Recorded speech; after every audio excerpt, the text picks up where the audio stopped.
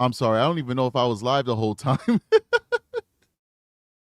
This whole time I was live, like, oh my gosh, I'm live. Let's do it. And I wasn't live. I don't know.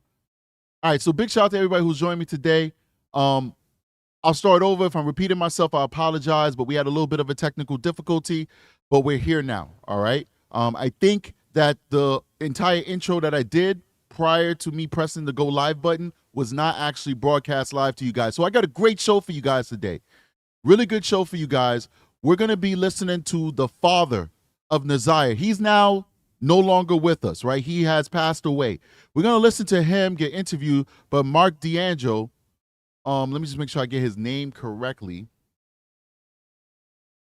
Mark DeAndre. And Mark DeAndre has been all over this story with Roxy Rocks.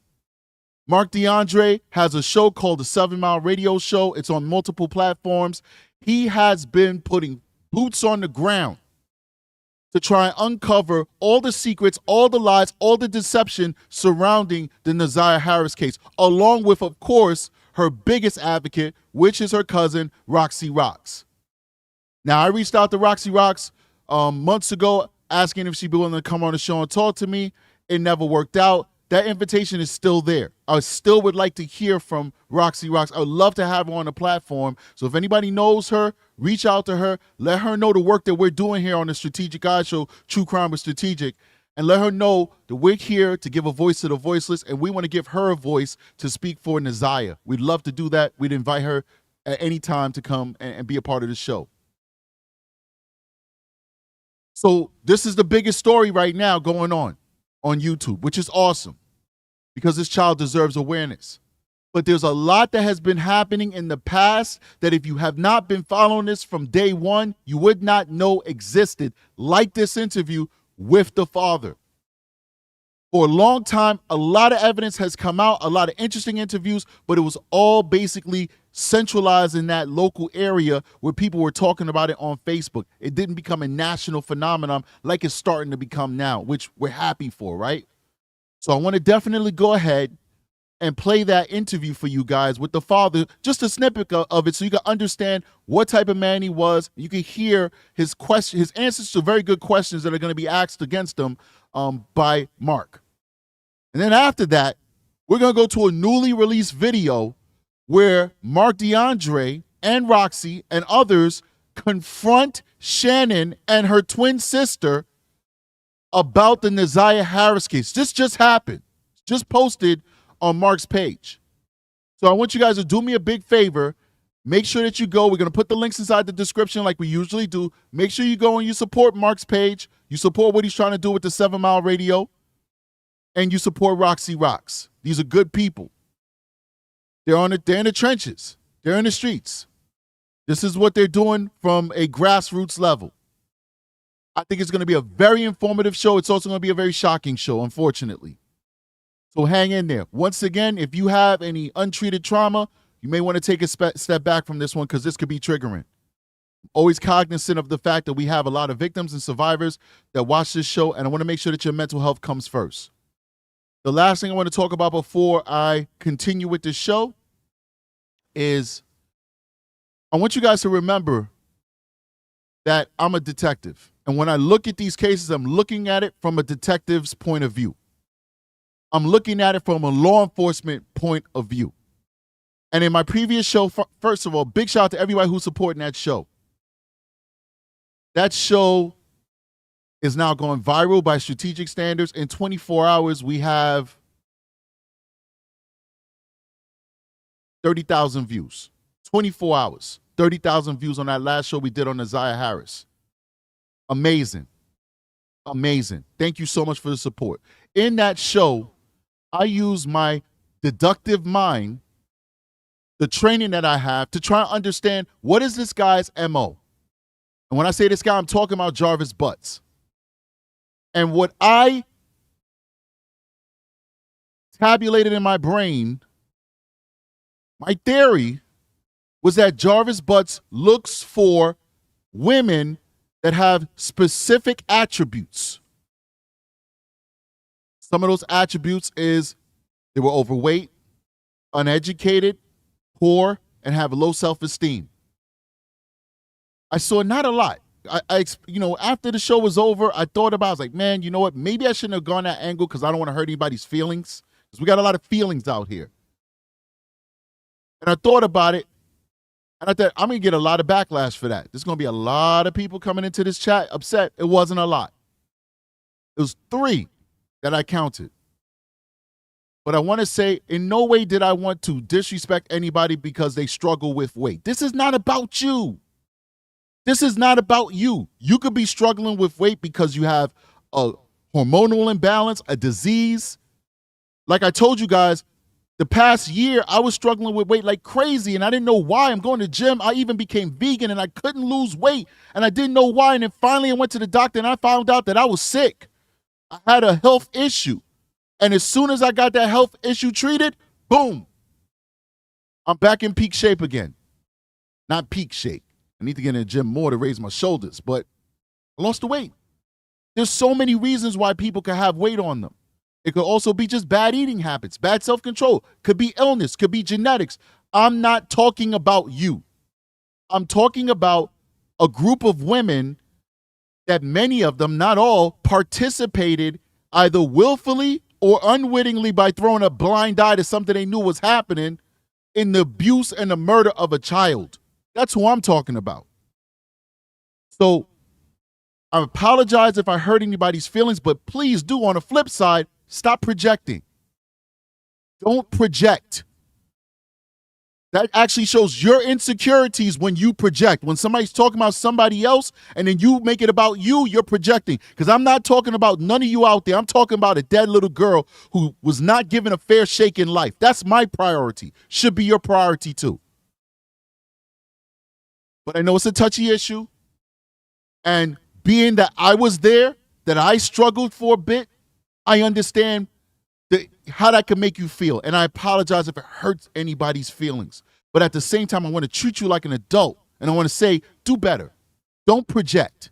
We're not talking about you. We're talking about some very messed up people who, in my opinion, through neglect and negligence, participated in the unaliving and the terrible life of a beautiful little girl who did not have a chance. That's my focus. I wish that'd be a lot of people's focus as well.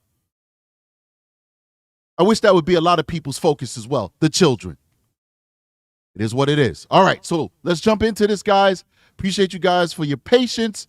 I want to start off with the father. We're going to start off with the father. Big shout out to 7 Mile Radio. I didn't see that they had a YouTube presence before, but I see they have one now.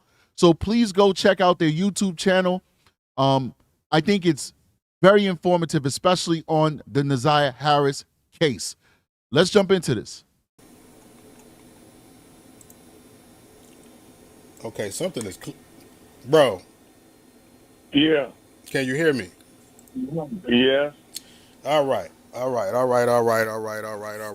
So we couldn't get you on the video chat, man. I really wanted to, kind of talk face-to-face with you digitally, man, and, had this conversation with you. But just first off, man, how are you doing tonight, man?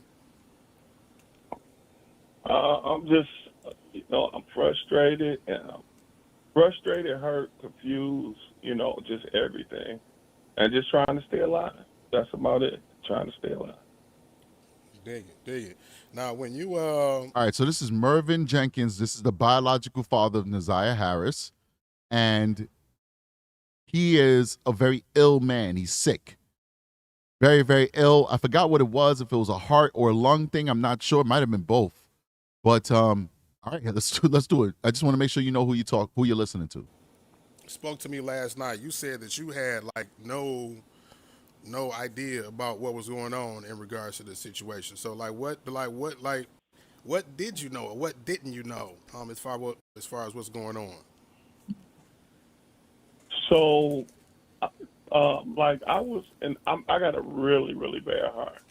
Operates at 5%. So I was in a hospital when the police contacted me. And so it took me by surprise. So they asked if they could give the grandmother the number. I'm like, yeah, because, we had lost contact. So they gave her the number, so I continued talking to the police. Everything, like she said, everything that this woman has said it's been like in a common way. Like, she's a straight A student. She sent me pictures of, like young pictures, like to where in my mind I'm like, okay, my baby's still okay. Oh, my baby's okay while I'm not participating in her life. So, for him, God rest his soul, for him, it's, she looks like she's doing good, so I don't need to be a part of her life because I don't want to mess up my family with my wife knowing that I cheated on her and made a child. This guy makes no sense, man. It's amazing how these folks are so delusional that they actually start believing their own lies, their own delusions. That, like, it's okay for me not to be a part of her life because she looks like she's doing good where she's at. That's kind of just ridiculous, but let's keep going. So with Naziyah and Naziyah mom, just briefly, okay, we had made an agreement when she was born that the grandmother would take care of her. Now, the grandmother needed full rights to be able to provide full care, So See, when we do on this show is we read between the lines. A lot of people say, why do you stop so much strategic? Because that's what we do on this show. If you don't like it, you shouldn't be here. Because we read between the lines. Because if you just let somebody bloviate, just let them talk, sometimes you'll miss what they're actually saying because they don't want you to understand what they're trying to say. They don't want you to read between their lines. He just said the grandmother needed full custody in order for her to provide. What does that mean? So that he would not have to pay for Naziyah. So that he would not have to provide for Naziyah. So give her full custody. Advocate my responsibilities as a father. You got have everything. So that what? So you could get the government assistance so that you could take care of her and I don't have to pay for her. I don't have to see her. I don't have to take charge of her. I don't have to handle my responsibility as a dad. That's basically what he just said. And people wonder why he's, I got all these heart problems. Might just be karma, buddy. No disrespect. He's dead. He can't defend himself. But I'm just saying, look how this man lived his life. He had one job, and that was to be there for his progeny, and he failed big time. Let's keep going. We both signed over our rights to the grandmother. Woo! I put myself on child support. Now, once you did that, I put myself on child support. Now, this is where, because I remember listening to this a while back, this was an issue. If he signed over his rights, then he most likely would not have had to pay child support. So I think what he's talking about is some kind of financial arrangement that he had directly with the grandmother, not through the courts. The mother and him signed over their rights to the grandmother. That means that they're no longer parents. They no longer have any rights to this child, any responsibility to this child.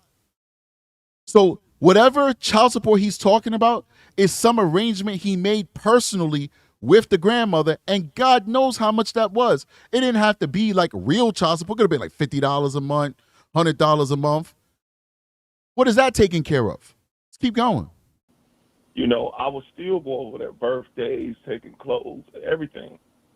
When I had this procedure done to my heart, I didn't have a phone for a while because I was in the hospital. They put a defibrillator pacemaker in. I had to go to rehab to work, so I lost contact. When I got out of there, they had moved, so I couldn't get in contact with them. Now, forward 3 or 4, maybe 5 years later to now, however much time that was, now my daughter's missing. And that's when the police came down. Okay, so that's briefly. So he hasn't had contact with this girl. So when she's a little girl, he's claiming, we don't know, but he's claiming he would go over for birthdays just once a year.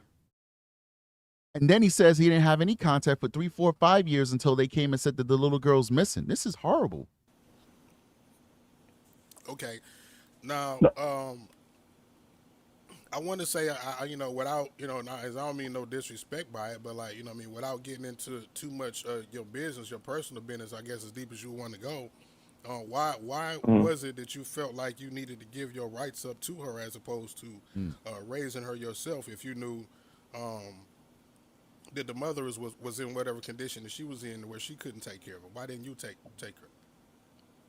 All right, so good question. I made a decision, for one, without my wife knowing.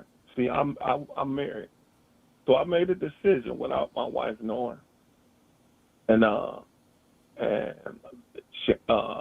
her name is Chantel. Tail knew my position where I was in because we had worked together. And, we had told the grandmother, the situation. You see how he shifted that blame on the mother? Very subtle. Very subtle. He says, I made a decision without my wife knowing. And basically, he didn't go into details what the decision was, but the decision, of course, later is going to be to give up custody. And then he said, Chantel knew my situation, basically just brushing that off onto her like, well, she knew. She knew I had a wife. So she understood that nothing else was going to happen in terms of him being in the child's life. But he just shifted blame, and you can't shift blame on something like that.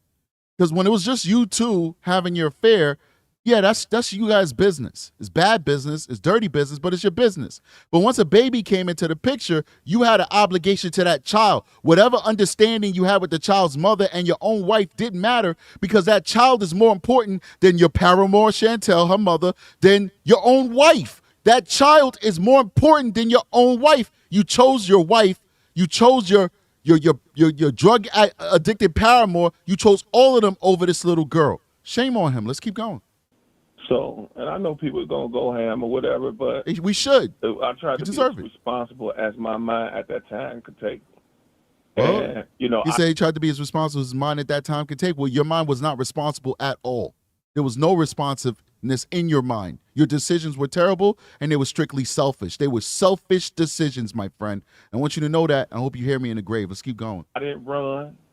I ain't, everybody want to say something. Go get them other guys that ain't taking care of this and ain't taking care of that. I took care of it. No, he didn't. So, it was only because at that time, in my mind, I was trying to protect my wife's feelings without her even knowing. So when you said you made a decision without your wife knowing, the decision was to give up custody of your daughter, or was it? What was the decision? To sign the rights over so the grandmother can do full. The decision was for him to be a coward. That's what the decision was. His decision was to be a coward. Let's keep going. So she'll be able to provide anything that she needed as far as funding, state, whatever she might need. So you made that decision without your wife.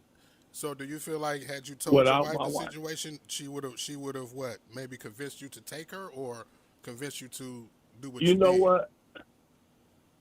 Now, when all this happened just now, I even apologized to my wife because I took away my wife's ability to, have her own feelings for the situation, and I knew that, and I had to have that conversation again with my wife. Now, had I not done what I done, Somebody say it sounded like he making excuses. Exactly what he's doing. Rachel Burton said it took this guy's daughter to go missing, and now we know dead, murdered, and him to have 15% of heart function, which means he's on death door. It took all of that for this dude to come to this conclusion right now. He didn't come to this conclusion for 13 years.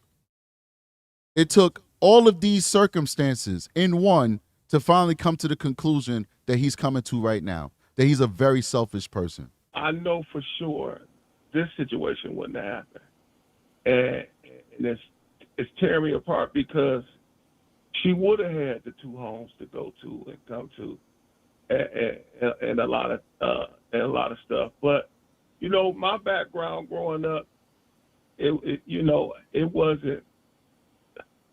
I mean, I think it's still. You got to understand, everybody don't make right decisions. Everybody just hear the story. Oh, he should have done this. I'm pretty sure you should have done some things too. Now, I'm just being upfront and truthful about what happened at that time. That's all I'm doing. Right. And I if somebody want to ask, fine, but I still don't want to get away from me putting the information out here that I do know. Okay, right. For the main reason we're here. Yeah, most definitely. But I mean, that was. I think I do think people deserve a background, like where's this guy been, or what's Yeah, you know. and that's what I So was, to the mature, that's what I wanted to ask you. Like, who are you? You know what I mean? Because a lot of people it seem to be forming an opinion, not knowing whatever the situation may be. So I was just trying to give you a platform to speak your piece and say what you had to say as far as how you felt about the situation, and as well as about what you know, as far as going on, as far as I guess I guess the conditions of the family that she was living in, and all of that. So I mean, what beyond what I just asked you, would you like people to know about the situation, whether it be like I said about the family or you or what? What do you want the people to know? Hmm. uh, I mean, I would take any questions if somebody want to ask. But as far as if we are moving forward to the grandmother of Naziyah, I'm gonna move right forward. Okay, now So before we do that though, I do see one question that I want to address. Now somebody asked, All so right, real quick. Big shout out to Beth Flanagan, who's now a member of the recruit status of the membership. Thank you so much for joining us. Keep going. did you cheat on your wife? Okay, and conceive yeah, Nevaeh? obviously, yep, yep, yep, yep. That is what it would be. Yeah, that is what it would be. So you That did was that to basically what protect had her happened. from knowing about her and gave her up to the grandmother. So at what point did she find out about your daughter? So, for one, when you put yourself on child support, they come out. I didn't know that. So they came out, and I came home from work one day, and I had to have a total conversation with my wife. And what happened? Okay, so I was mistaken. So he actually went through the courts for child support. He didn't have an arrangement with the family on a side. So let's keep going. Had done happened had been done already, and and that's how my wife found out, and I had to deal with it, and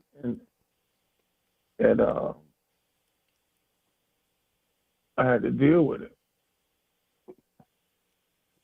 So now, and one thing that was in the back of my mind, as I was learning the history from some of the family of Lady, I guess that's her name, that's what y'all call her or whatnot.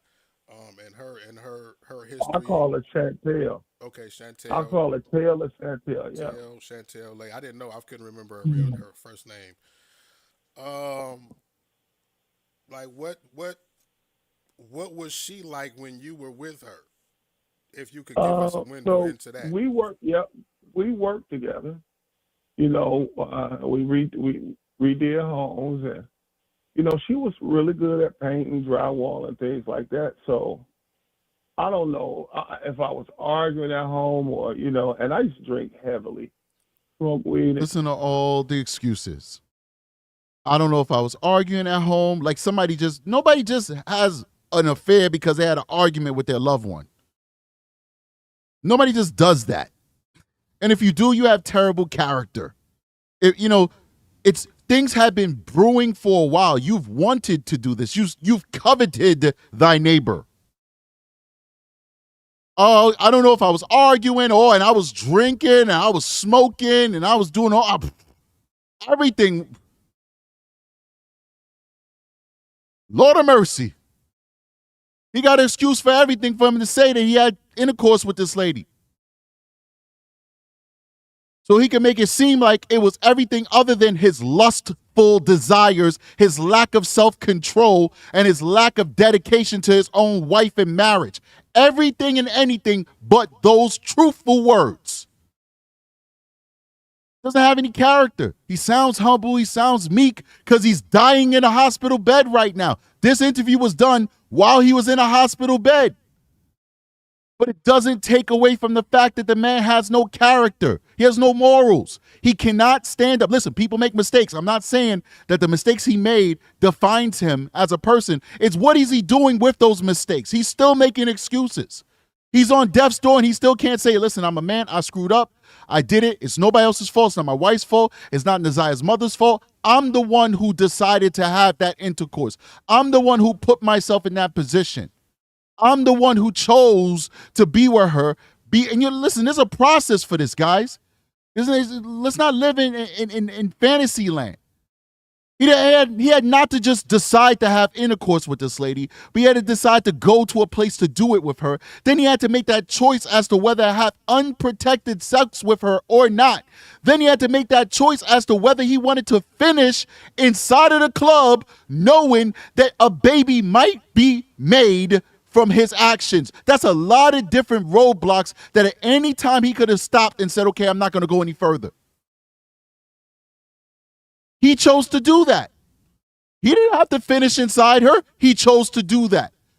And yet he refuses to take accountability for his actions. He's got 1,000 excuses, ladies and gentlemen, and I'm not buying them. Let's keep going. Drink all day back then, and was probably led to some of my conditions. So intoxicated, she was like a real cool person, like to work with, you know. And I guess, you know, under influence, one thing led to another, and the situation had happened. I wonder how many times that happened. Chantel was dibbling, dabbling with drugs back then. I believe it was like... I'm going to tell you the real story that I believe happened. I have no evidence of this, but I know what happened. Chantel was using drugs. Chantel was a drug addict. We all know that. She was a drug addict at that time. She's a drug addict now. I believe he paid her for intercourse. That's what I think happened. I think he paid her for intercourse. He's a nasty, or he was a nasty man, that he would go up in her raw, and Naziyah was made. And now he wanted nothing to do with Naziyah, and he wanted nothing to do with her crackhead mom. That's what happened. My opinion, at least. He just doesn't want to say it. He just does not want to be honest with himself. Let's keep going. Coke, I think it was cocaine. You know, she didn't do no pipes. I think it was just cocaine. But did you ever use it with her? Who was that? You ever used it with her? Oh no, I don't. No, okay. No, don't. No, I ain't even that type of cat. So, and you know, Chantel was, you know, bisexual. So, you know, it was kind of almost like a party lifestyle. You know what I'm saying? So, and that's what it was. Now, you know, as far as when I talked to the grandmother, this situation has gotten a lot worse. You know, now, Chantel had a son before Naziyah. You see what I'm saying? Exactly. So, I think, and you know what? From the podcast, I don't know if I heard right, but Chantel might even be adopted to her mother. I don't even know.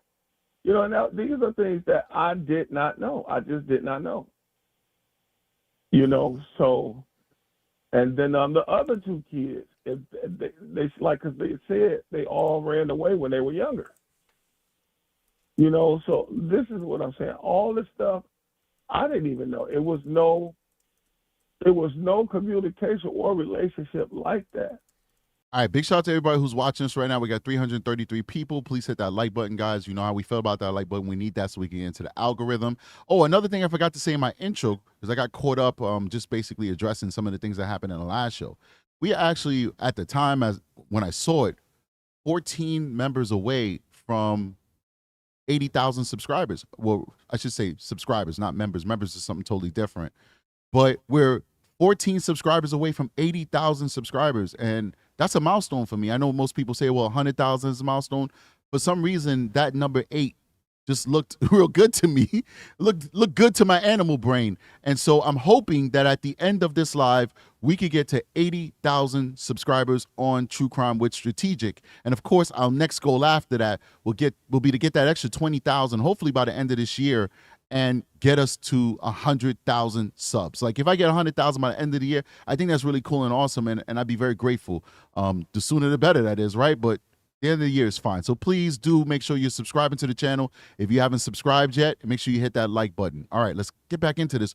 Few more minutes of this, and then we're going to go into this bombshell shellacking that I observed. I just saw a piece of it, and it was like, oh my God, this is crazy. But I wanted you to hear from the father. But just a few more minutes, we're gonna go into them actually ambushing Shannon and her twin at this apartment that they're staying at. This was bananas. It's crazy.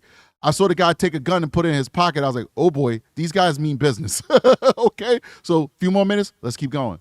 You know, people make mistakes. People do things and they make mistakes, and you go on with your life. You know, and at that time, if you do damage, and you have to learn and you grow, and you just have to keep going through life.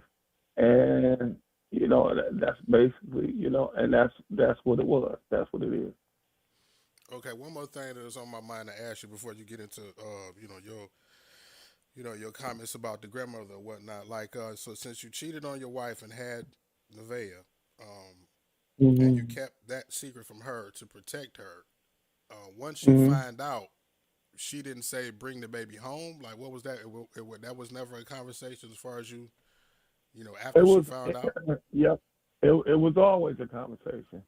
It was always a conversation. That was one of the main reasons I was taking bikes, clothes, whatever that baby wanted over there. And that's, you know. That's the reason why you was taking things over there, because y'all was having conversations about bringing her. We were trying, so to get. Yo, you guys are vicious in the comment section, man. You guys are bad. Hope Alicious says the new boyfriend done hunched both twin sisters too. Oh my gosh. I guess they come as a pair, a package deal. Let's keep going. You know, to still be in the baby's life. Okay, you so know, be involved. When you make a decision, you just can't just automatically change it. Like, no, right. Yeah. You just don't do that. So you show you could be there, and you show you could be responsible. And that's what I was doing. I was showing I could be responsible.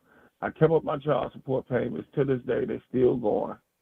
And so that's what it is. My wife is a very supportive person, you know, and it's nothing that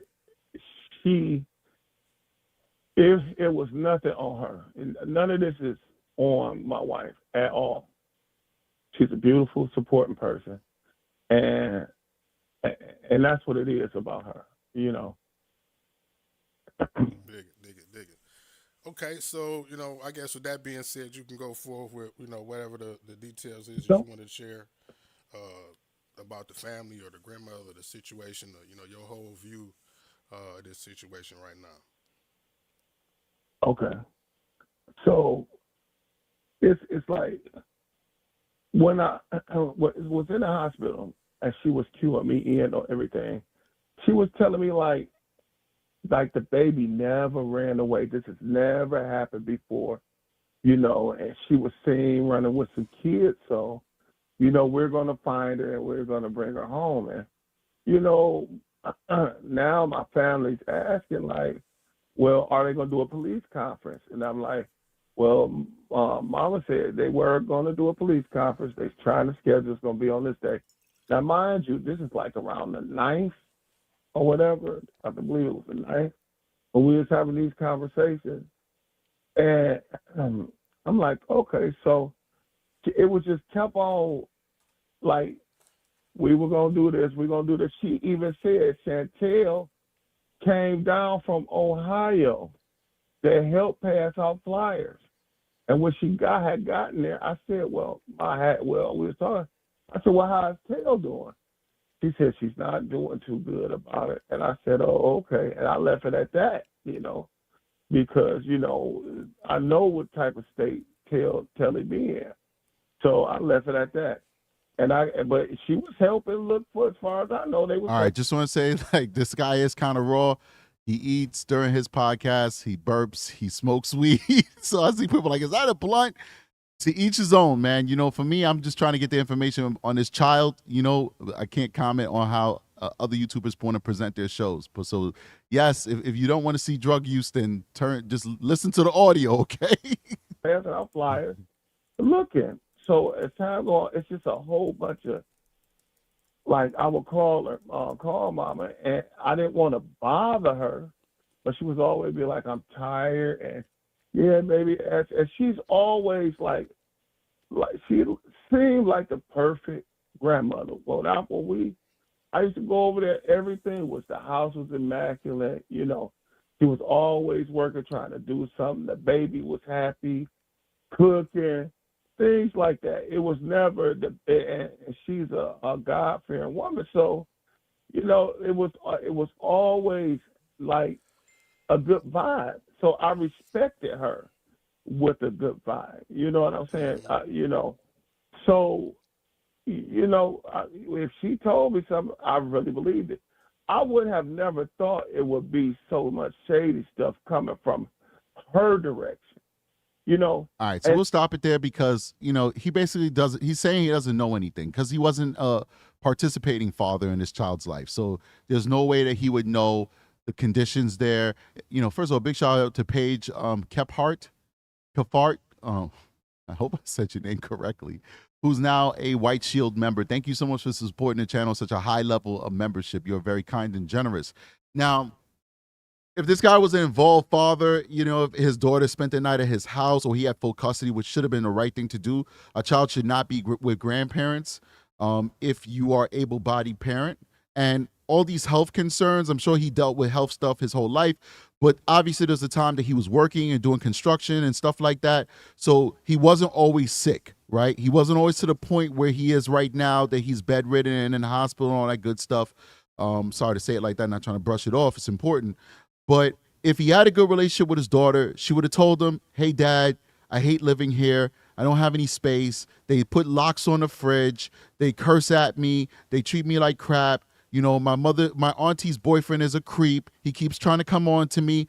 Can I please come stay with you? If she had a real dad, that conversation would have most likely happened, and Naziyah would be safe and secure right now, and Naziyah would be alive, most importantly. But unfortunately, he didn't have that relationship with his daughter, and therefore she had nobody to go through. Why would she contact him for? You know, kids know when they're not loved. You know, they know when they're not wanted. You know, I'll just be sitting next to, especially my son, because he's young, and he's just 6 years old. You know, my girls, they're older. They'll come say, Dad, I love you all the time. But I'll just be sitting next to my son and he'll be like, Dad, I know you love me. You're the best. You're the bestest man. That's what he likes to say.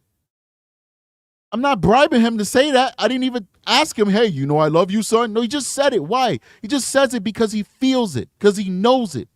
He knows it to be true. Children know what love is. Children know what it is to be appreciated, to be happy, to know that the adults in their life are happy that they're there. When you raise a child with love, that child will reciprocate it. That child will know that they're loved. Naziyah knew that she was not loved, and that's why she went searching anywhere she could find it.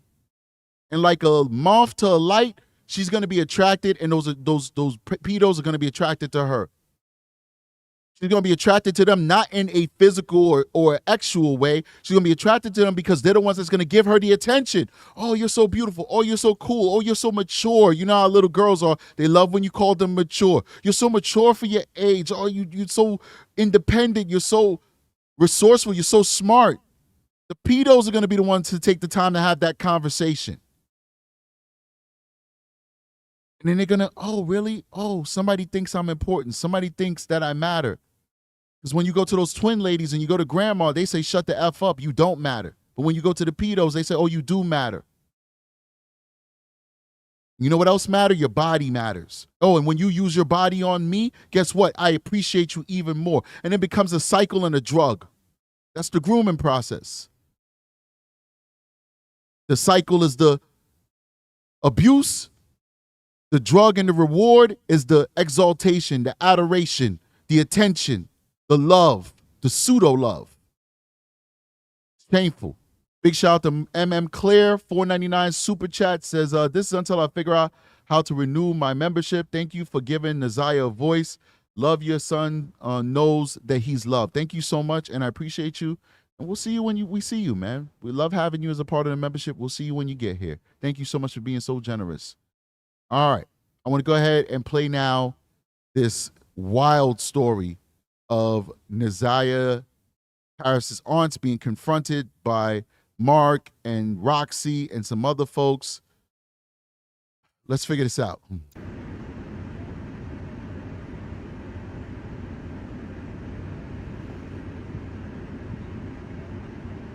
So he called me and said, "Man, I want to interview, and you can actually come to the house and interview me." So in the midst of me making my way over to the house, okay, because Marquita was not there when he spoke with me.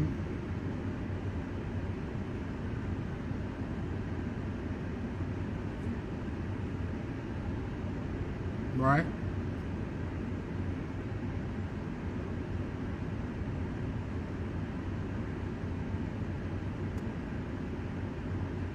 But now Marquita is there.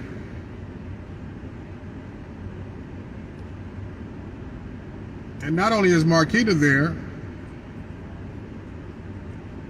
but Shannon is with her.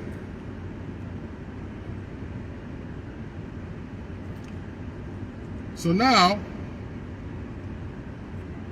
I'm outside the house. My media team is with me.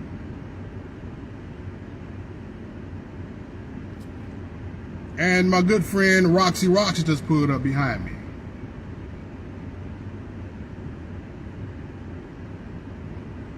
So we about to take y'all on a little trip.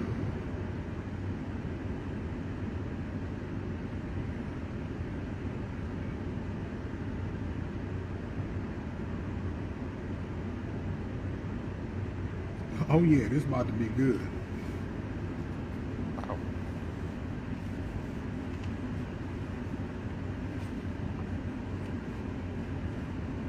Big shout out to Galen with a 1999 super chat. Says much love to you and the chat. Thank you so much, Galen. Appreciate you. Very kind of you. Thank you. See him strap up, get his camera and strap up. Crazy. You put the gun in the pocket. You put it in that. Why can't people just get holsters? I don't get it. Like, why not just get a holster? Like, that gun could go off. You could put your hand in your pocket. You in a fight. It could shoot you. Like, gun safety is important, man. Get a holster. Put it in a holster. You know, big shout out to this guy, you know, Mark D. I got number love for him. As a law enforcement officer, I'm telling you, I'm sure that's a lawful gun. They have very lax gun laws in Michigan, which is good. People should be able to avail themselves of their Second Amendment right. But get a holster, man. Get a holster. Do it the right way to protect yourself and to protect others.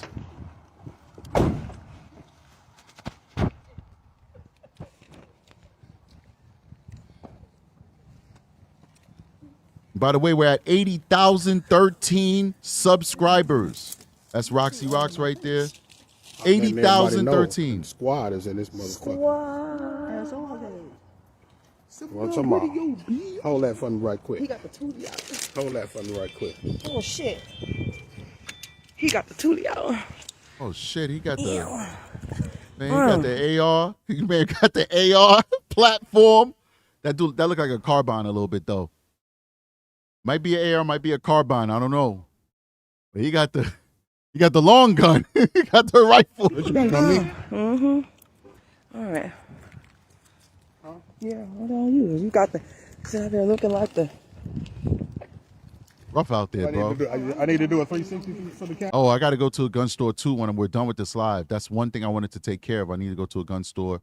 I looked at some, I think I talked about it yesterday. I looked at a few at a gun store and they tried to sell me some garbage, some Citadels, some Citadel semi-automatic shotgun. Don't buy those things. They're trash. If you go anywhere on the internet, they explode after a couple of rounds of shooting them things through. If anybody got a different opinion, hit me up via email, but do not buy those Citadels, man. But anyway, let's keep going. I mean, I got you. Hold on, y'all. Wait. What?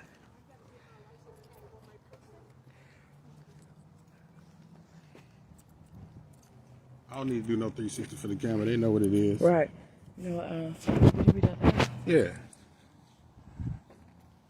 I don't know why he brought a gun. I know they're going to go confront the twins. I have no idea. Hold on. Let me take this call real quick. My bad. I thought the camera was on me, y'all.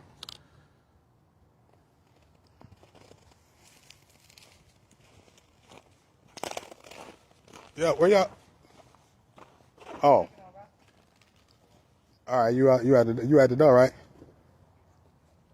All right. Who that just walked out? Who that just walked out?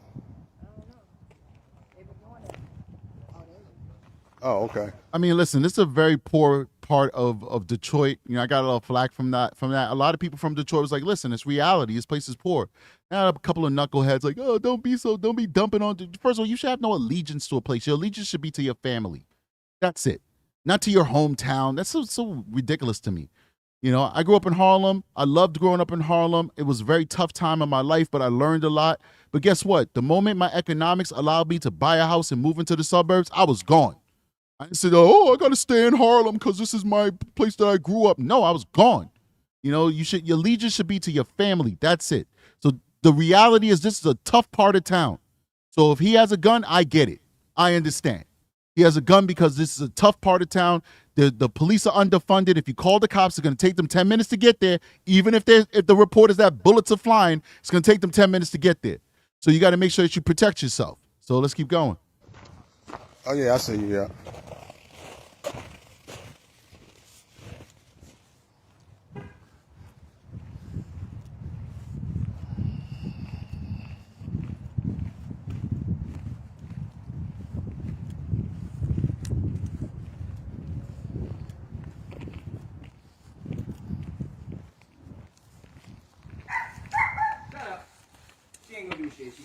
You're good, you're good. She gonna be cool.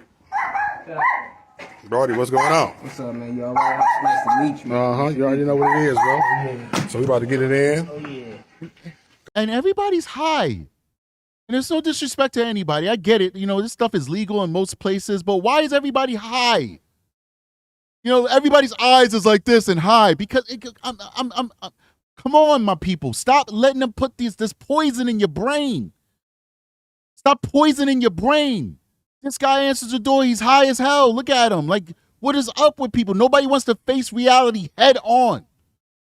I want to be sober through life. I don't want to put nothing in my body that's going to in any way stop me from thinking and making actions exactly the way I want to think and exactly the way I want to act. We got to stop with all the poison we're putting in our bodies. Let's keep Got the going. squad with me.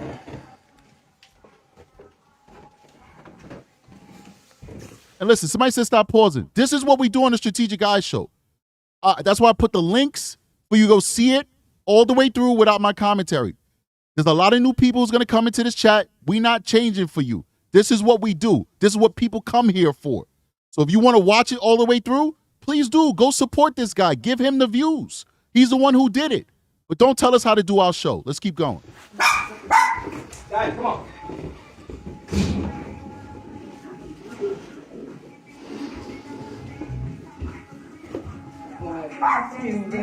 Nah, you good, bro? We all in the hood, bro. I got excuse me. What's happening? What's happening? You the Tracy?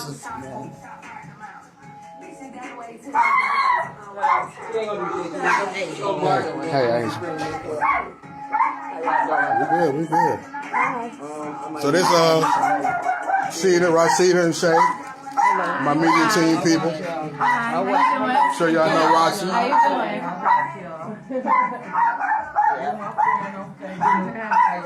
Tell y'all who I am. I'm Got Milk on Facebook. Oh, okay. Liberty is my plug.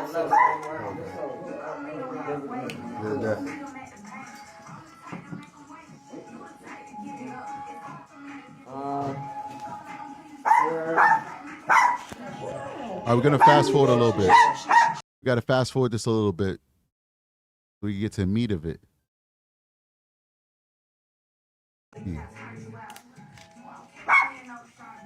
Just hold that for right now. I don't think this is Naziyah's. This is not Naziyah's home. The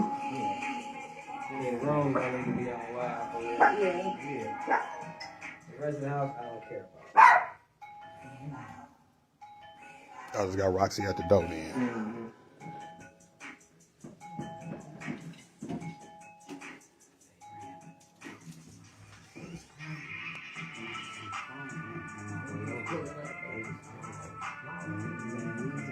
Hey, turn the music off so we don't get blocked. Yeah, so we don't. Yeah, hell yeah, man. Whew. I gotta fast forward because that music is gonna get this channel, get this video demonetized. Big shout out to Aki for dispatching a troll who's in here causing havoc. What's wrong with these people? So I guess we can start with y'all, bro. Start with y'all real quick. So you did the interview recently, I guess, and was saying some stuff that she didn't like and prompted an argument, right?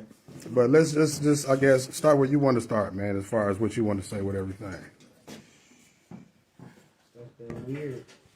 Come on, sit over here close to me and shit. So I don't even know what to say for real, because I ain't really trying to be in it like that, but this is how it is. But they just weird, sneaky. You see where they at now? Hiding in the back.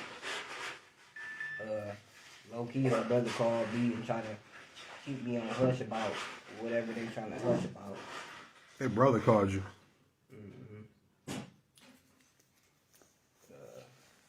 Yeah, stuff just ain't been right. Man, it's weird. I can't even explain it. Mm-hmm. So, yeah, man, you was telling me a lot of shit, like, I guess the auntie was telling me about what's going on with All right, real quick. This is the boyfriend of one of the twins. Not Shannon. This is the boyfriend. And somebody asked if I'm gonna live stream the trial. Probably not. Somebody sent a chat. Grizzly probably will. She probably will. So definitely go check that out. But I don't really live stream trials. I don't have the time, and I also don't have the patience. I'm not gonna lie to you. Trials are boring. I'm sorry. That ain't my thing. I'd rather react to like interesting parts of the trial. But anyway, this is the boyfriend of the other twin, not Shannon, the other twin. And let's see what he has to say. She told you about how the CPS investigation when the Yeah, that was a little weird. So she was over here. I'm guessing they trying to keep stuff on the low because technically Shannon lived with her mama. I don't know where she claiming she lived, but that's where she at. But she house hopping, so try to keep that on the low somehow. But ever since this thing got serious, she was over here. Of course, I ain't want her, but she was over here. And one day, CPS, I guess, came to her grandma's house. So it was late. She busted in the door talking about CPS at grandma's house, my mama's house. put that dog in the room. Can't hear you over the dog. She like what she said. Yeah, they already can't hear you. Oh, so she like CPS at my mama's house. So I get up being nosy. They like, I think they about to take the kids or whatever. So they didn't take the kids because from what I've heard, from what they were saying, was Fortino was there, and being said he has nothing to do with the case. They didn't really go forward with what they were supposed to do, I guess. So after all that, we at the table. Her mama called Shan. They on speakerphone, and she basically schooling her on like, say this and say that. Use this address when CPS call you, because they already let her know that we about to get in touch with Shannon probably the next day or so, whenever. So she got time to call her, tell her this and that, and it just, even if it wasn't something sneaky, it looks sneaky. Mm-hmm.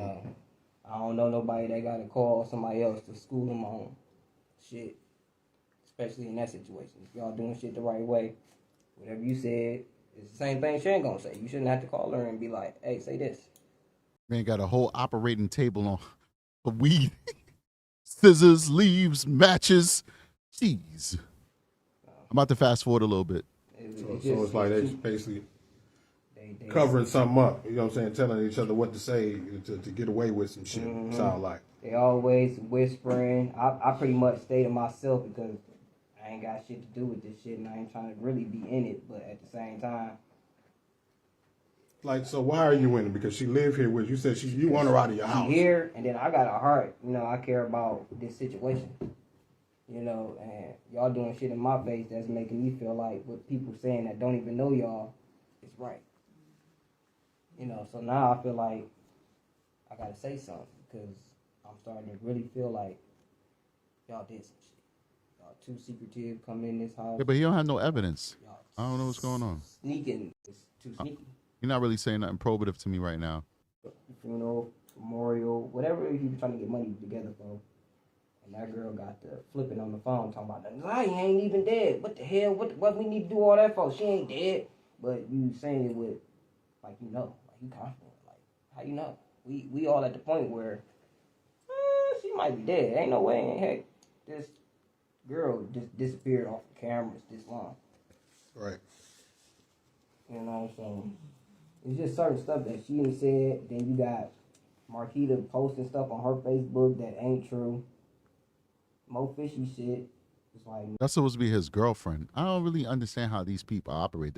Their relationships are very odd. Like that's your girlfriend.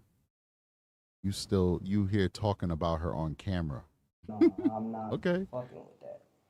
Then your daughter told you before she told the father. You know, this man did this, and you, no, that ain't your dad. Oh, okay, I understand. I think he wants them out the house now. But I get it. That was his girlfriend, but it's over now. He doesn't want his family involved with this stuff. He wants her out, but she would refuse to leave, and I guess he called Mark D over to assist him in getting her to leave. I don't know how Mark D would help her leave, but all right, let's keep going. Car, shit like that. Then you don't even let your baby daddy know about the situation. It takes for her to go to him and then tell him for all this shit to come out like that. And you knew first. That shit, that's terrible. Like, who want to be with somebody like that? Yeah, you Man, I was crying. Let me get my scalpel. Pass me the you said scalpel, y'all nurse. I was on the phone with y'all, and you said y'all was telling me about how you know, it's this picture that's floating around with Naziyah right now, this older guy, right? Yeah. The brother, right?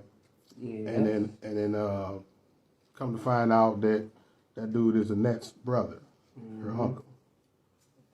I'm just finding So out like everybody else, but yeah, the story back in the day about, you know, Annette being found in a crack house, and when she was 11, she got pregnant, right? now, I don't know if that's true though. As far as her being found in the crack house Yeah, part. I don't know if that's true. Yeah, maybe what I'm saying is that's a story allegedly, because that was a cover up, because what y'all told me was that she actually got pregnant by her own brother, which is Damn. Eric, what's his last name? You guys hear that? The incest? You hear that? She got pregnant by her own brother. Gamble. Eric Gamble. Mm-hmm. That's what I'm hearing too. I don't know. So pretty much everything that y'all Wait. As far as her being found in the crack house Yeah, part. Wait. I gotta go back. I gotta hear about this family tree of incest. Floating around with Naziyah right now, this older guy, right? Yeah. The brother, right? Yeah. And then come to find out that dude is Annette's brother, her uncle. That's brother. I'm just finding So out like everybody else, but yeah, the story back in the day about, you know, Annette being found in a crack house, and when she was 11, she got pregnant, right? now, I don't know if that's true though. As far as her being found in the crack house Yeah, part. I don't know if that's true. Yeah, maybe what I'm saying is that's a story allegedly, because that was a cover up, because what y'all told me was that she actually got pregnant by her own brother, which is Eric, what's his last name? Gamble. Eric Gamble. Oh my gosh. Are you kidding me? So the reason why allegedly they said she was in a crack house is so you wouldn't know who the baby father is, because the assumption is that she was getting ran through by a ton of grown men that nobody knows who they are. It's a crack house, people coming in and out. She's being molested by a bunch of dudes so that the police would never be able to find out who the father is, when in all actuality, she was never in a crack house. It was her own brother. Her own brother. Yo, this is some hillbilly crazy stuff, man. Like, this is some Hills Have Eyes type thing. Remember that movie, The Hills Have Eyes? Like, this is some Hills Have Eyes type stuff in the city. Remember the Predator movie? The first one with Arnold Schwarzenegger, they was like in the rainforest in Colombia. And then part 2, they was in the city with what's his name, Daniel Glover or something like that. Like, this is, The Hills Have Eyes was like in the mountains, in the desert in Oklahoma. Like, this is the part 2 where it's happening in the city in Detroit. This is crazy, man. This is nuts. That's what I'm hearing too. I don't know. So pretty much everything that y'all are learning, I'm learning as well. It's not like I'm family. That ain't gonna tell me everything. That ain't gonna tell me. I just learned this. Yeah, I get it. As well as y'all learned it. Yeah, somebody in the chat said it. Like, no wonder they didn't care about Naziyah. If you grow up, this is how trauma works. And generational trauma, if you grow up and your entire life growing up, you have been abused by older men who are relatives, non-relatives, whatever. Like, there's no such thing as virginity. Like, the moment you have awareness of yourself, like, how far back can you remember? I think like the farthest back I remember now at 40 is like, I don't know, like 10, 11, 12 maybe. I don't even think back that much as often. I should, so I don't lose these memories, I guess. You know what I mean? Like, as far back as you could think back, if you could think back to like 11 years old, and since you could think back to 11 years old, you have been raped. You have been abused. Why would you care if Naziyah is going through the same thing when that behavior has been normalized for you? Like, you got pregnant by your brother, you had your brother's child, and you still hang out with your brother, still see your brother. You're so indoctrinated and normalizing that behavior that you don't look at it as something bad that you have had your brother's child. Now, if Naziyah starts getting the same treatment you got, you're not looking at it like it's abuse. You're looking at it as just life. It's a rites of passage. The way it goes, the way things is. As long as you can remember, you've been abused by every single man you've encountered, whether they were relatives or not. There was no barriers, no safe haven. A man was basically an enemy, or you probably even look at it like an enemy. Like, you were the object of men's, I don't know. The bottom line is Naziyah didn't even have a chance. She didn't have a chance. Why would these women protect her when nobody protected these women, and the actions that happened against these women became normalized? They became normalized, ladies and gentlemen. Let's keep going. Yeah, that's what she do. She ain't coming out. So that's Marquita's son that keep coming out. Regular Degular said that it's safe to say that there was no father in the home. Regular, you're wrong. There were fathers. The fathers was the uncles and the grandfathers and the cousins. That's why we ain't see no fathers in the home, because their uncles and their grandfathers and their cousins weren't living with them. They were living in a house down the block. They was living in a house across the street. There was no fathers because there was nothing but incest going on in that house. Wow. Mm-hmm.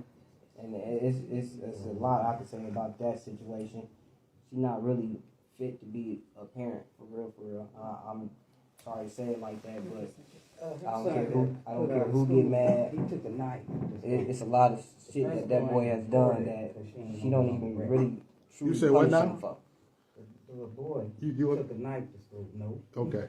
You said her son took a knife to school. The school right around the corner from Fisher or whatever that school name is. And she asked him not to report it because she didn't want it on the record. The lady is a new principal, so he got lucky. I guess the lady didn't want to have to deal with the shit. So he came home, wanted to call Vari, the brother of the girl that's missing. He came home, wanted to talk to her. I wanted to call him to handle some kids at his school. But, you know, as parents, we don't let that happen. But he still didn't explain himself on what was going on. But he decided upon himself to take a knife to school to defend himself, which got him in trouble, got kicked out of school, and really missed half of school. They still passed him because the lady had a heart, basically. And, All right, I don't want to play his whole video, man. I have a thing against that. There's only a few times that I've done that in my YouTube career. Just a handful of stuff. We have hundreds and hundreds of shows. probably close to 1,000 shows. I've done well over 2,000 shows if you add in the previous YouTube channel that we did. And I can only count maybe 5 instances where I've done, and it wasn't like evidence, like police body cam, stuff like that, play somebody's stuff out. I don't want to do that to Mark D. I think he is doing an excellent job, and I want you guys to go over to his channel to check it out. So I'm going to fast forward to the part where, there we go, they actually confront the twins. So let's do that right now. And then please, I implore you to go over to Mark D and watch the whole thing in its entirety. And of course, you give us a little bit. It's never instantaneous because we have stuff to do.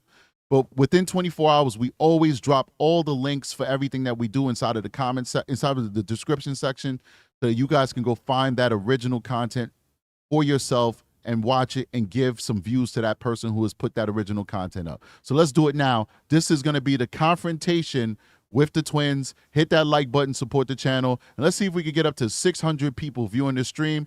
Let's see if YouTube will do it, because really it's YouTube that has to make those extra people come into the stream by showing them the stream. So let's see if we can get up to 600 people. Let's do it. Question for y'all for Shannon the Marketer.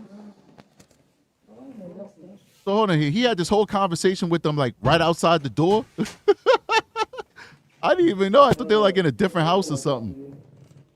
Look at this. Oh, hi, what's going on? Filthy. Hi. I know y'all had a whole lot to say about me online, but now y'all see me. Like, what, y'all ain't expect me to pop up, huh?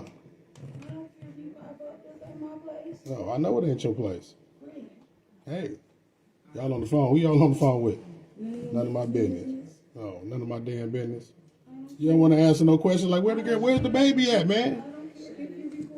I said, where's the baby at then? Y'all don't know? I don't know. You go ahead and record me. Yeah. That's crazy. Yeah, see that?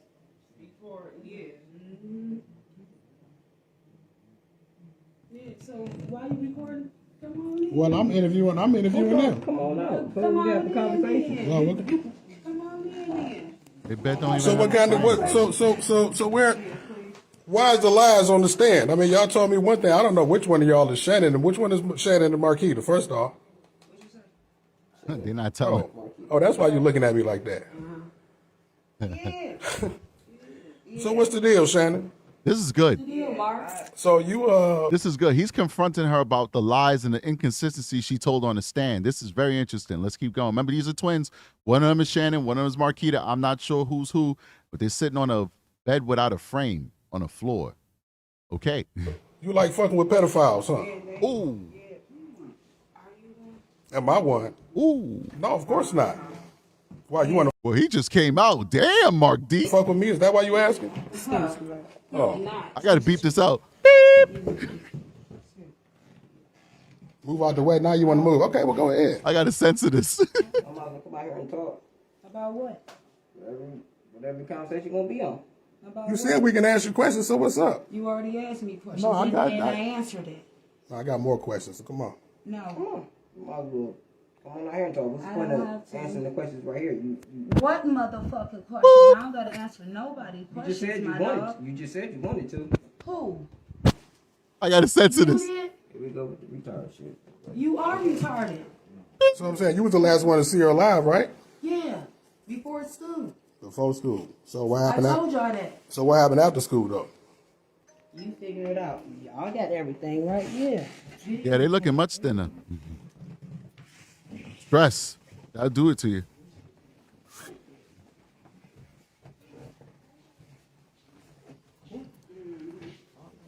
So now she running. Like, so now what you going here for? Oh. Is that a Well, kitchen?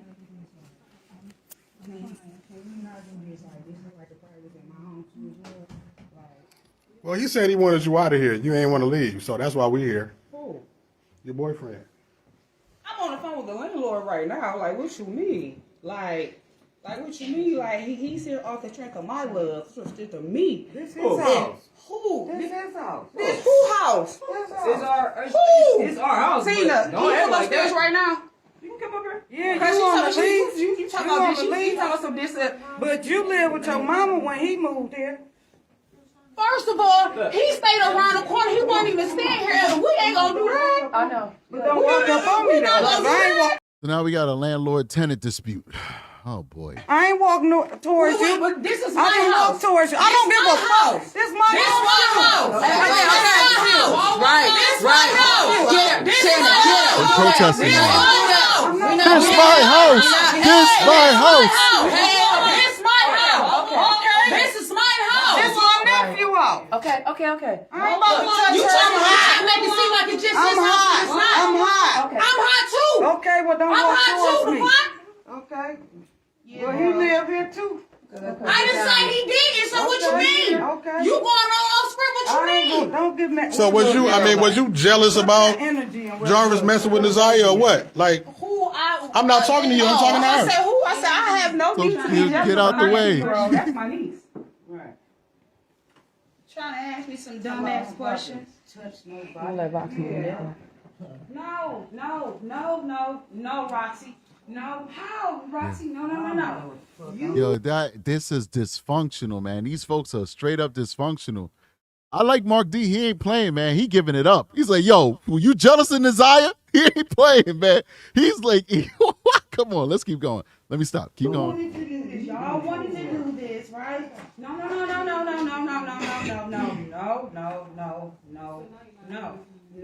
For what, Roxy? For what, Roxy? For what, Roxy? I got a 13-year-old. Baby, I'm not on the defense with nobody. I said what I said, and I stand on 10 toes down on everything of what I said. Point blank, period. Chris, let me call you right back. Get off the phone. Come on. Be a woman. Get off the phone. I would love for you to put him on speakerphone because I know he talking ignorant. That's the one call you. Mm-hmm. Right.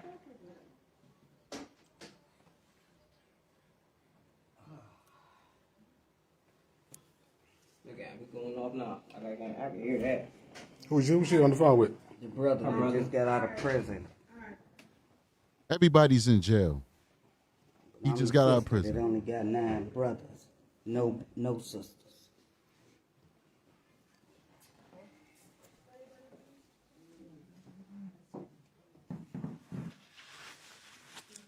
Didn't want to tell us where she was at. Told me to figure it out. I got everything else. Questions is rolling in too fast in the comments for me to.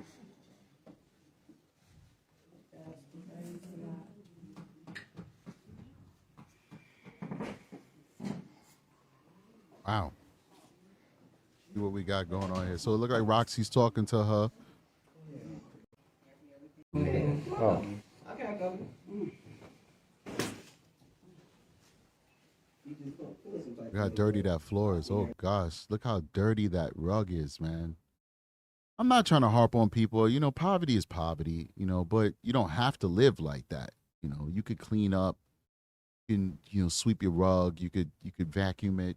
You don't have to sleep like that, live like that. You know, I grew up very poor. You know, we would get our chairs from the dumpster. Chairs, you know, our dining room table set was from the dumpster. You know, other people threw it out because they got the upgrade. Well, guess what? Their trash was our upgrade. But what would we do? We bring it home, we clean it down, disinfect it with Clorox. We get sandpaper. That cost 25 cents from the hardware store that was behind our building and projects. We get sandpaper, we sand it down till it's now the bare wood. And then when we get some more money, we'll take $10 and go buy some varnish. And then we'll go and resurface it. Just paint the varnish on. And guess what? We had brand new furniture, wood, beautiful furniture. I remember my mother, they had a big storm and they chopped down a tree. And it was one of those huge trees that probably was in that backyard for 100 years. I'm talking about like 3-4 feet wide was the trunk.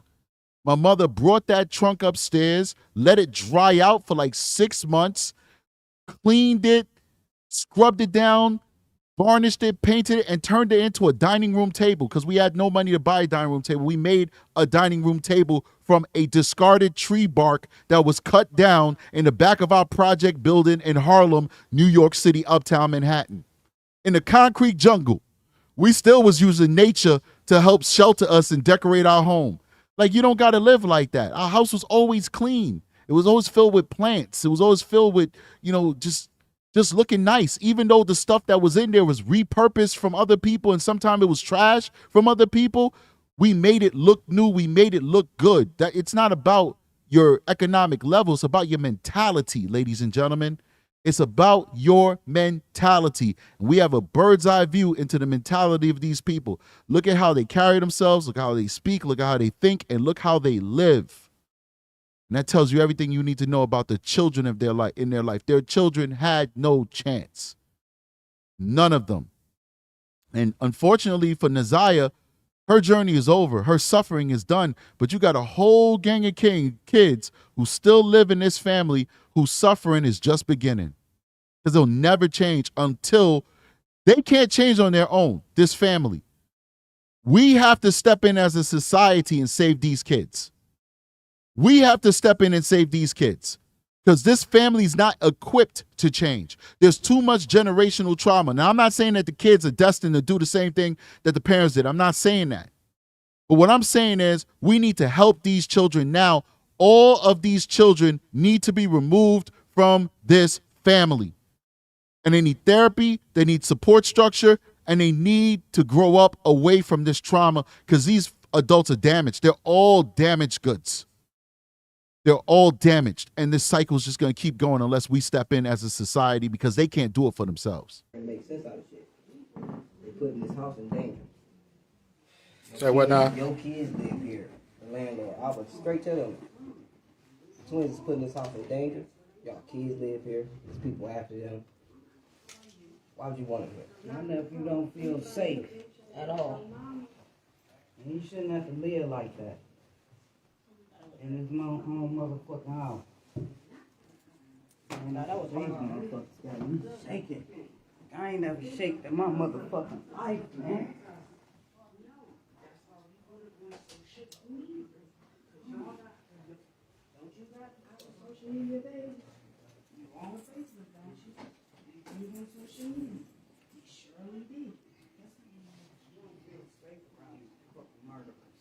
I can't even do shit comfortably. I don't even want to get my hair done. I don't want to do shit, but I know So I'm giving I know I'm going to work. I'm giving the privacy of that conversation to Roxy is the reason why I'm not over there with the camera. Right? I'm giving this privacy to Roxy. Because whatever she's asking her right now. All right, so I think I watched a live that he did afterwards, and I think that was the end of it. Let me check here. Do you think she is? Last time you was. I mean, just do you think she is? I don't know. Nobody. You said last So time have you what? had a con? So Last from time you had a conversation. this is my one Nobody. question. From the night. No. Just let me. So one, when they said when your mother asked you was she there, my first place I would have went was to the shop because that's where y'all let her go. That's my first. Fuck calling him. Fuck asking him. Okay. Can't be doing the cursing like that. They demonetized my last video. YouTube be coming for me. Let's use the proper language here, people. I'm using their content. Can't tell them how to talk.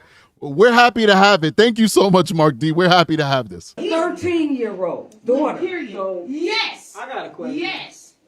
Your Why question. can't I you can go? show you Why my can't baby you go go? look like Why that you baby. keep coming here? Excuse me? Why you keep coming here? Because I can. This is my sister. If she want me to come over here, I can. You wasn't saying it when you was staying at my house for 2 months because you didn't have a place to stay. First of all, I don't have people looking for me trying to fuck me up. Who's looking for me, baby? world. I'm not hiding. The world. I'm not It hiding. looks like it. How?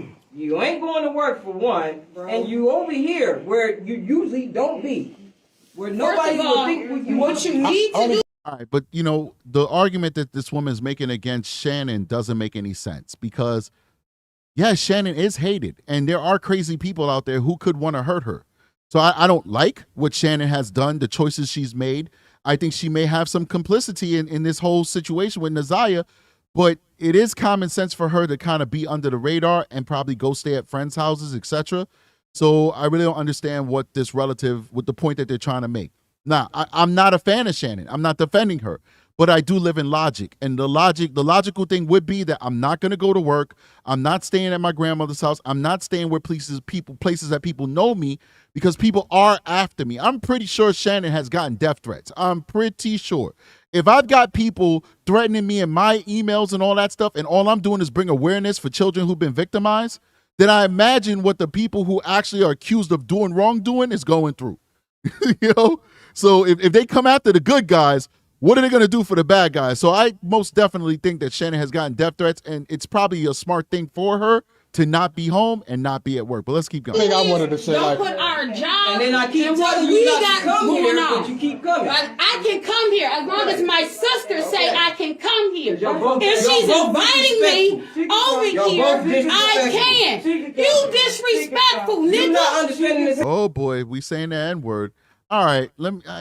We can't. I'm gonna have to send you guys over to him to go check this out on your own, because the language is too foul and it's gonna hurt my channel. But let me get closer. Ain't nothing gonna happen to I you might when get we locked leave, up for 'cause I'll knocking come two bitches back. out. I'm about to go to my club, and I'm gonna come back Hey, before I go I ain't home. got time for and this I shit, live bro. 2 houses behind my club, and I'm gonna come back before I go around the corner to my house from my club. But I ain't gonna do shit. I'm gonna mind my business. I'm in a Respect her, motorcycle do her shit club. till I will shit not gets say handled. which one, You know, but whether I she will go to come her back. house, they need to go on somewhere else, for real, cause no, it ain't like I'm the one that's doing some fucked up shit. deeper than what you even said, huh? All right, we're gonna stop it here, man. We're gonna stop it here. Maybe we'll take some calls. You guys want to take some calls? What are you feeling? You feel like doing some calls, Aki? Take some calls.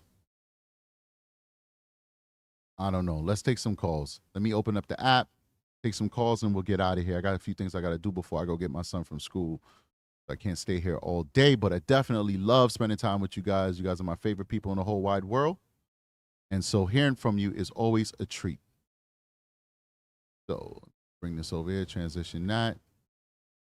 Perfect. All right. The phone call app is up. Big shout out to Mark DeAndre Live. We viewed that from his Facebook page. He does have a YouTube channel as well. We'll make sure we get the links down in the chat. He's doing a great job bringing awareness to this. Him and Roxy, they are rock stars when it comes to exposing the family members and bringing them to bear in this Naziyah Harris tragedy. And we do appreciate everybody, all the creators on YouTube, Facebook, etc., who are bringing awareness to this. I know Grizzly True Crime has started to cover it. Big shout outs to her. I think what's the other lady's name? Wow, I forgot her name, man. She does like the coffee and tea thing. What's her name? She did one too. She did a video on Naziyah Harris. Lots of people are covering Naziyah. This is excellent. We're bringing awareness to this beautiful little girl, and I'm here for it, man. And I appreciate everybody who is supporting the channel, supporting me as I put my own spin on the coverage of this little girl who was removed from us in an untimely manner. Big shout out to Ferrete Fitness with a $10 super chat says, why were those girls sent to clean his shop instead of just making money cleaning the house? It's all suspicious. You know, obviously, you know, these kind of parents, they don't want children around most of the time. So it was a win-win for the grandmother. These girls get sent out of the house. And of course, you know, think about it. If he wasn't a pedo, that would be something very responsible and good for these girls to do. You know, if he wasn't out there actually trying to take advantage of these girls. You know, I'm your uncle. I own my own business. Come in, clean it, make some money. It's a win-win for everybody, but unfortunately, he was a pedo. Big shout out to who just called. Welcome to the Strategic Eyes Show. What's your name and where are you calling from? Hi, my name is Beth, and I'm from Illinois. Welcome. I have a question for you.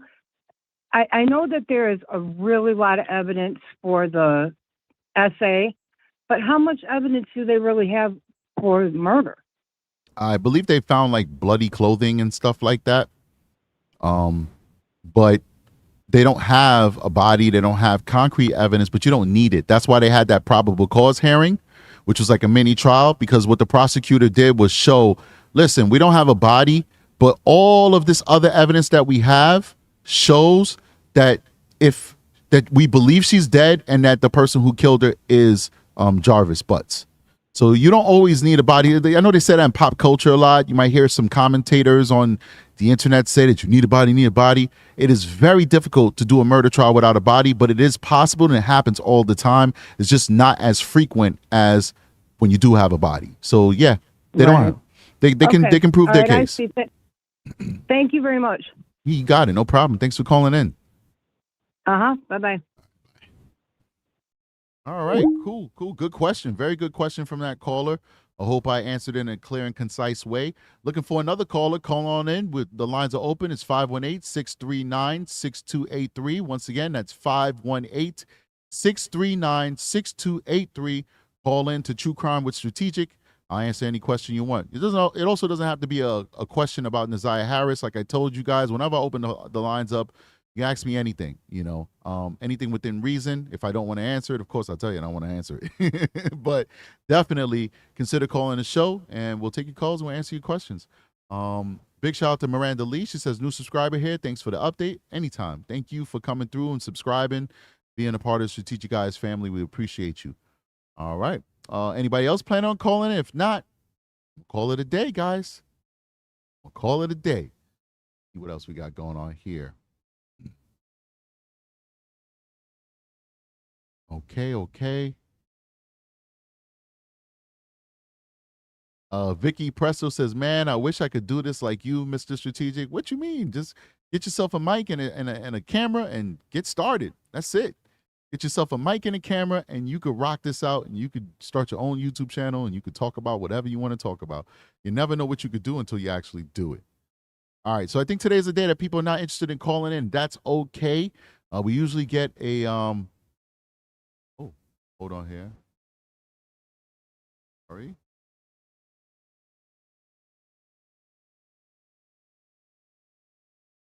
Put this on pause real quick.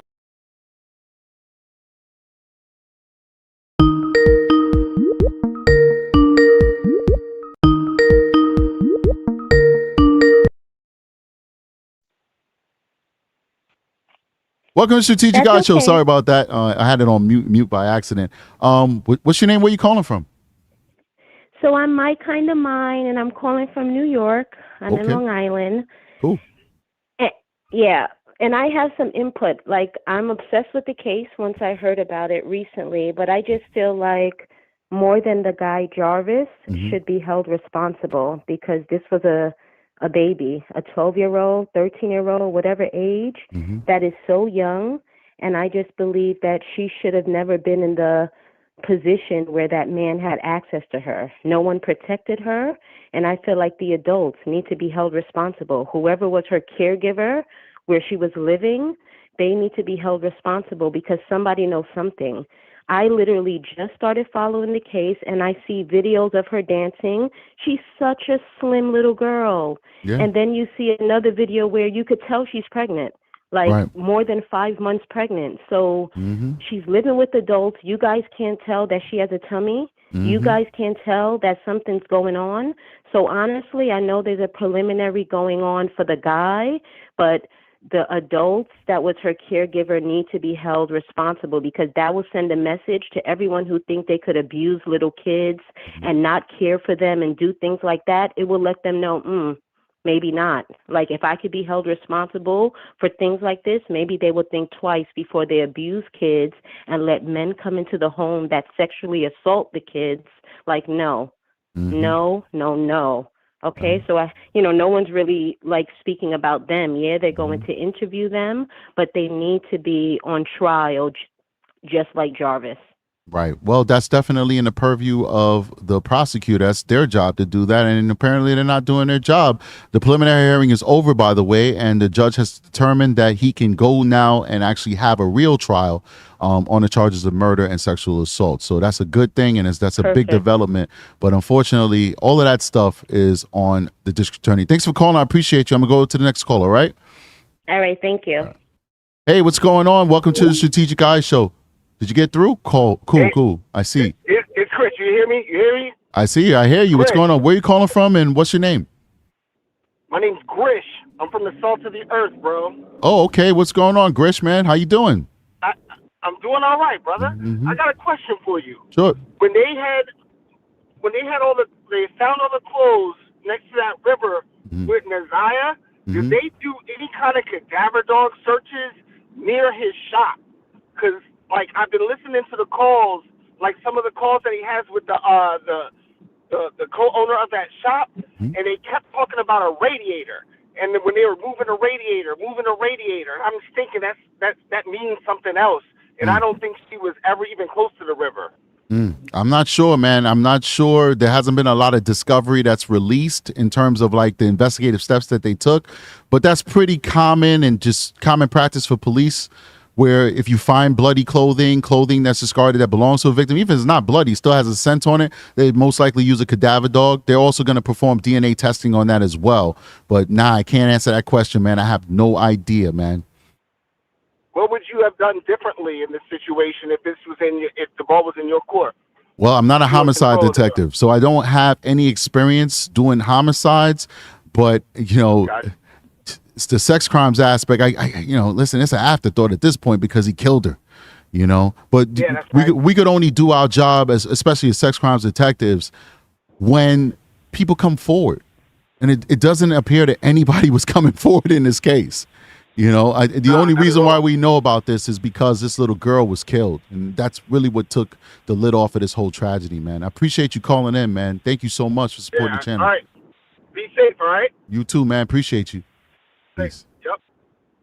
All right. Ooh, man. Wow. I mean, good question, though. Definitely good question.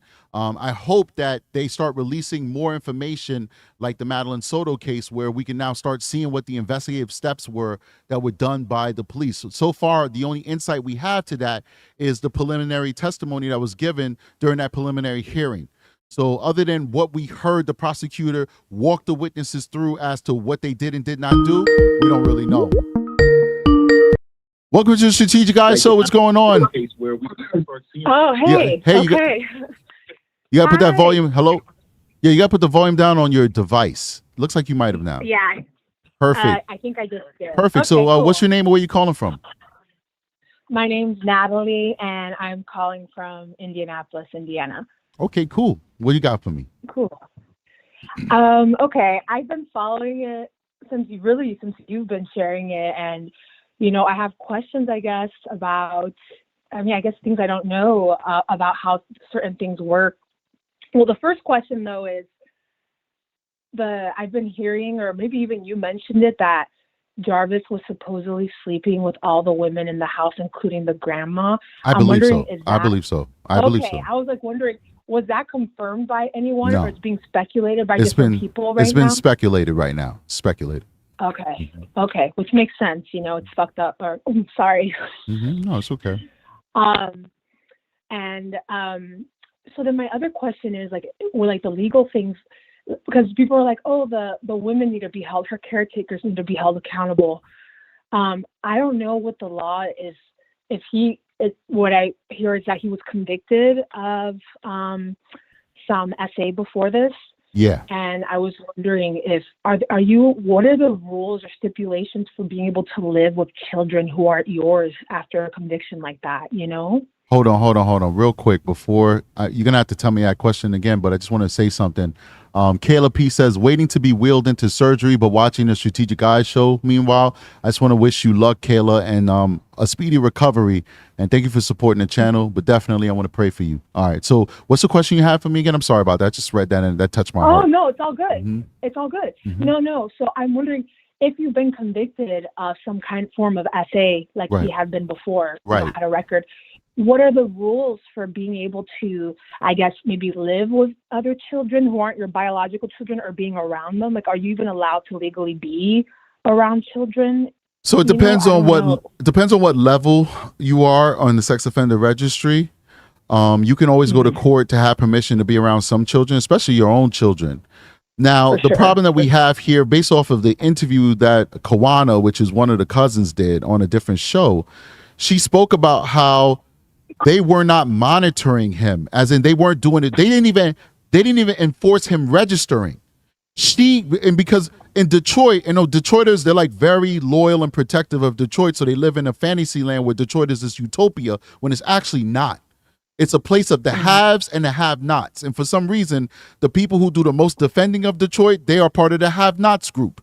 And nothing will change if you don't live in reality. And the reality is that Detroit is severely underfunded. Their police, their law enforcement, their parole officers, their probation officers, their education, everything, their schools, everything is underfunded. So what the Kawana lady said was that he did 11 years in prison for molesting children. And he was supposed to register, but he didn't even register. And there was nobody who's like, yo, you didn't register, you got to go back to prison, because that's an offense that can send you back to jail. So then she had to complain, and then they realized it's their fault for not enforcing it, so they didn't send him back to jail. They kind of just let him register. And then they started visiting him for a little bit, and then they stopped. So there's no consistent upkeeping and monitoring of this guy. And I think of anybody out there, because they don't have the resources for it. So yeah, typically each stipulation is kind of unique to that person, but considering what he was convicted of, he would have not been able to work next to a school, live next to a school, be alone with children, the whole nine. He had some major restrictions on him. And it just looks like that didn't happen because nobody was enforcing those stipulations, if they even existed, to be honest with you. Because I don't even know, she had to complain for them to register him. So I mean, it's really weird stuff. I don't know. These small towns, and Detroit's not necessarily a small town, but in these backward type places, all kinds of funny stuff happens. Anything else for me before I go to the next call? One last thing I was also thinking, or question about. So I know that they don't have a body, which is so sad. But as you said, I know that they can still go to trial without a body, because I'm thinking of the Leilani Simon case and her being convicted of killing her son, her 3-year-old or 2-year-old or whatever. So I know it does happen and it's rare, right? But I'm wondering, do things like this happen where he might potentially tell people where the body is, or, eventually be able to lay her to rest and confess to that, if they cut deals for things like this, is what I'm wondering, I mean, it depends. They might make a deal with him for life in prison. I don't even know if they have a death penalty. I don't know, but they might. I don't know. Who knows? I have no idea. Yeah, so that was it.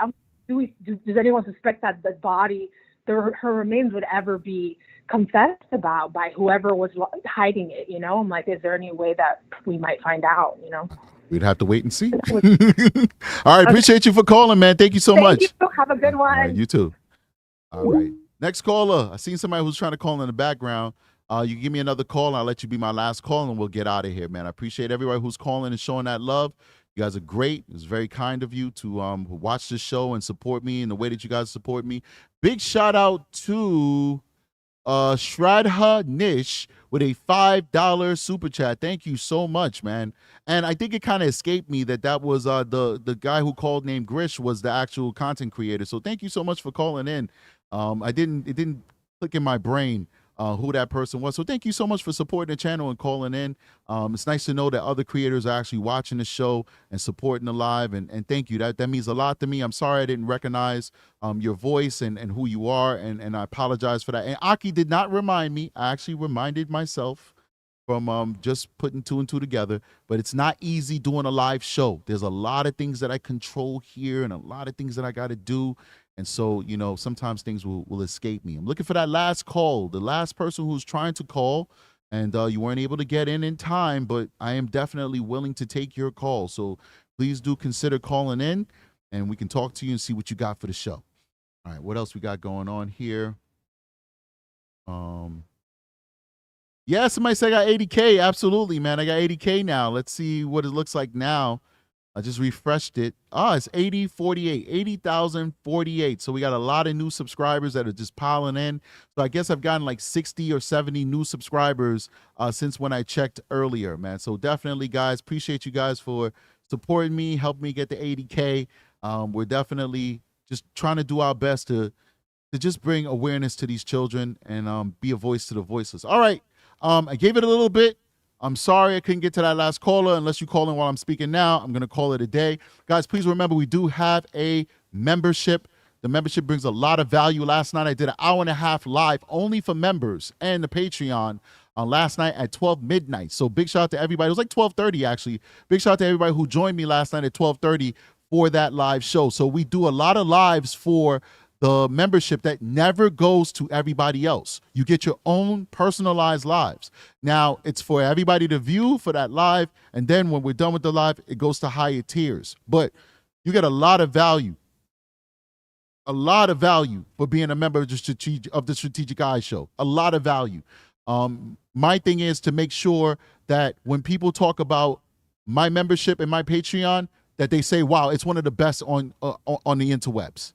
That's my goal. So that's why I put so much time into making sure that we get original content and good content for the people who are willing to pay a little bit extra for the show to keep us afloat. So consider becoming a member of the Strategic Eyes Show, and consider becoming a member of the Patreon, where you can get the material that we can't put on YouTube because it might be too graphic. It might violate their terms of service. So guys, take care of your family, love your family, be good to yourselves, respect yourselves, and I'll see you guys on the next one. Strategic is out of here. It's like a running joke, but I'm dead serious. I always start to end the show before I have the outro queued up. So then if I don't do it, I'll be stuck like this for like 5 hours until I can like get it done. All right, so let's cue up the outro. It's queued up now. So let's do it. Strategic is out of here. Peace.